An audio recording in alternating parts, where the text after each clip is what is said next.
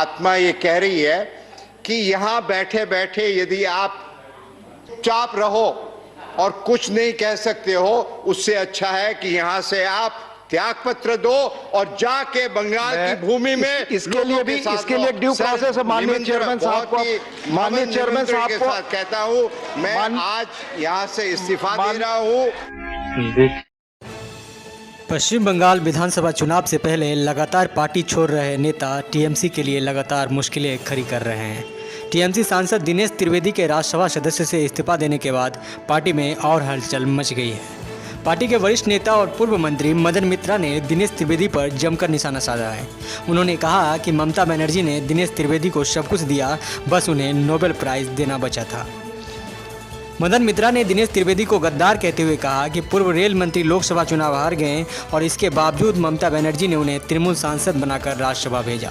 मित्रा ने आगे कहा कि कुछ नेता टीएमसी छोड़ रहे हैं, लेकिन इससे पार्टी प्रभावित नहीं हो रही है।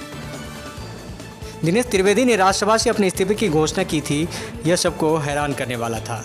उन्होंने कहा वह घुटन महसूस कर रहे हैं क्योंकि वह पश्चिम बंगाल में हिंसा को रोकने के लिए कुछ भी करने में सक्षम नहीं थे।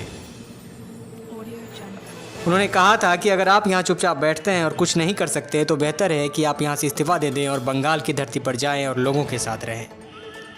आइए एक बार सुनते हैं कि मदन मित्रा क्या कह रहे हैं। कि क्या मेरा मालूम नहीं, लेकिन ये मेरा मालूम है वो डिफीट हुए थे। 10 साल रहने को बाद भी चुनाव में हार गए थे और मैं 11 दिन लड़के उनसे 10,000 वोट ज़्यादा मिला था। फिर ममता बनर्जी उनको राज्यसभा का पोस्ट दिलाया था। लेकिन हमारा जो ये तृणमूल पार्टी है ना, ये तृणमूल पार्टी है जनता और जोड़ा फूल, ये है तृणमूल।